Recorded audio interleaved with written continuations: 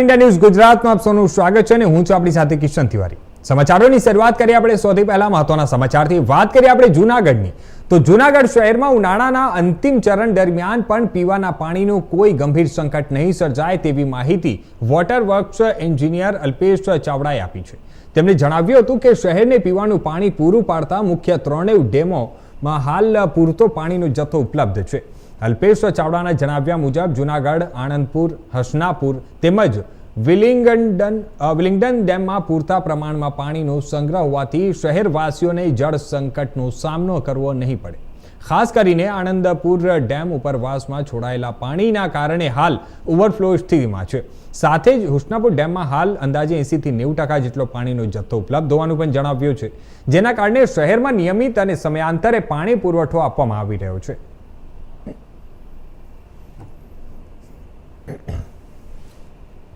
હાલ ઉનાળાની ઋતુ પૂર્ણતાને આવે છે અને ચોમાસાના ઋતુનું આગમન થઈ રહ્યું છે, ત્યારે જૂનાગઢ શહેરના પાણી વિતરણ વ્યવસ્થાની હાલની સમીક્ષા પ્રમાણે જે આપણા મુખ્યત્વે 3 ડેમ છે, હસનાપુર ડેમ, વિલિંગડન ડેમ અને આણંદપુર ડેમ, એમાં હાલ હસનાપુર ડેમમાં 34 ફૂટ સપાટીના સ્થાને 23 ફૂટ જેટલું આવક હજી જથ્થો બાકી રહેવા પામેલ છે।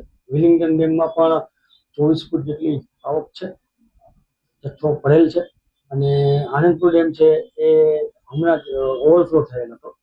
ઉપલા ઉપરવાસના ડેમમાંથી મેન્ટેનન્સ માટે પાણી છોડવામાં આવેલ, જેથી એ ડેમ સંપૂર્ણ કક્ષાએ ઓવરફ્લો થયેલ। એટલે આમ 3 ડેમમાં જે ઉનાળાની ઋતુમાં આપણે જે રીતે એકત્ર પાણી વિતરણની વ્યવસ્થા કરવામાં આવેલ, કોઈ કાપના કોઈ પરિસ્થિતિ લાગુ કરવામાં ન આવે, એ પ્રમાણે હાલ ચોમાસું જ્યાં સુધી શરૂ ન થાય ત્યાં સુધી પણ આ જ રીતે પાણી વિતરણ વ્યવસ્થાનું સમયપત્રક જાળવવામાં આવશે, એની સર્વ જનતાએ નોંધ લેવી। સર, કેટલા વિસ્તારોમાં અને કયા કયા સમયે પાણી પહોંચાડવામાં આવે છે? મેં આપણે કહ્યું કે અત્યારે જે ડેમના સોર્સ છે આપણા, એ 60 ml ની આપણી અત્યારે ડિમાન્ડ છે। 100% કવરેજ આપણે 4 લાખની પોપ્યુલેશન પ્રમાણે ગણીએ તો અમારે આપણે 60 ml જેવું વિતરણ વ્યવસ્થા જાળવવા માટે દરરોજ જો પાણી આપવાનું હોય તો, અને એની સામે અમારે સોર્સમાં ઉપલબ્ધતા છે આપણે એ 30 ml જેવી છે। એટલે આપણે એકત્ર પાણી વિતરણ કરીએ છીએ અને 45 મિનિટ કરીએ છીએ અને જુદા જુદા હેડવર્ક્સ છે, જેમને ટીમાવાડી છે, સરદારબાગ છે, દોલતપરા છે, સરવાળા, સાબલપુર, ભવના તળિયા છે, જૂનાગઢનો ઉપરકોટનો વિસ્તાર છે, એ દરેક જગ્યાએ શક્યતા હોય ત્યારે ત્યાં સુધી આપણે કોઈ બીજા અડચણો ન આવે, જેમ કે કોઈ બીજા વિકાસના કાર્યો પણ ચાલુ હોય છે, ત્યારે કોઈ લાઇનનું ડેમેજ, પાવર ફોલ્ટ કે મશીનરી ફોલ્ટ એવું ન હોય ત્યારે આ શિડ્યુલ છે એ જાળવી રાખીને એકત્ર પાણી વિતરણ કરવામાં। તો હવે હાલ આ સમાચાર પર વધુ વિગતવાર વાત કરવા માટે અમારી સાથે જોડાઈ ગયા છે અમારા સંવાદદાતા ભાવિક।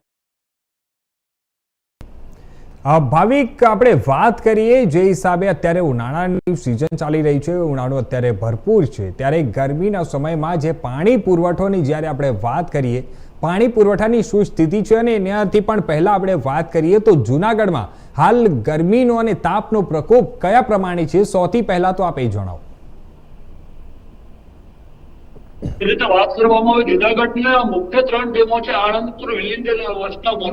હસનાપુર દ્રશ્યો પણ બતાવવાના પ્રયત્ન કરી રહ્યો છું। હસનાપુર ડેમની અંદર હાલ પૂરતો પાણીનો જથ્થો હોવાને કારણે જે રીતે અધિકારીએ જણાવ્યું હતું કે પુખ્ત પાણીનો જથ્થો મહત્વની વાત એ છે કે આ હસનાપુર છે ત્યાં જે ગિરી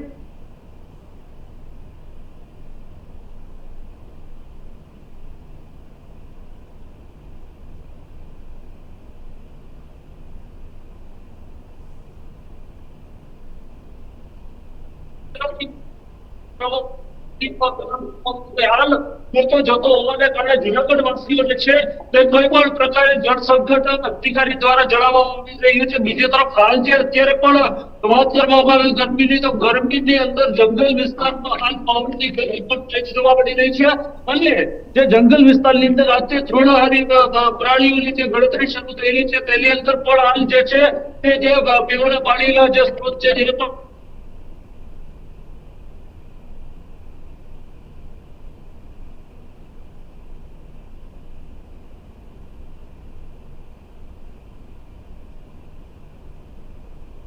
રહ્યું છે. જી જી ભાવિક, આપણે વાત કરીએ તો જે હિસાબે આપ જણાવી રહ્યા છો કે પાણીનો અત્યારે પુરવઠો જે છે તે પાણી પુરવઠો અત્યારે હાલ આપણી પાસે ત્યાં અવેલેબલ છે. આપણે વાત કરીએ તંત્રની, આપણે તો તંત્ર તરફથી કયા પ્રકારની આગળ સમગ્ર વસ્તુઓ માટે તૈયારીઓ કરવામાં આવી છે અને આવનારા સમયમાં જ્યારે હાલ અત્યારે તાપમાનનો પારો સતત વધી રહ્યો છે, અત્યારે ઉનાળું ચાલી રહ્યું છે અને આવનારા સમયમાં જ્યારે હવે ચોમાસું આવશે ત્યારે કયા પ્રકારની સ્થિતિ જ્યારે સર્જાય છે અને એના માટે તંત્ર તરફથી કયા પ્રકારની તૈયારીઓ અત્યાર સુધી કરવામાં આવી છે અને કયા પ્રકારની તૈયારીઓ શરૂ કરાઈ છે?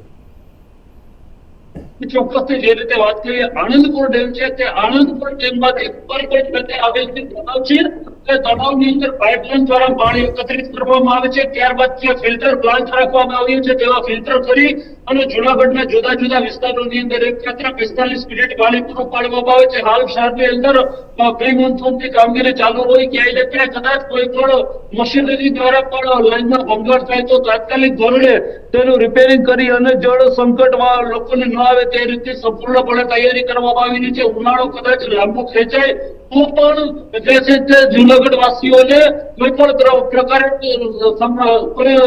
જે છે તે ગભરાવાની જરૂર નથી. હાલના રસ્તા પર દ્રશ્યો છે તે બતાવી રહ્યું છું.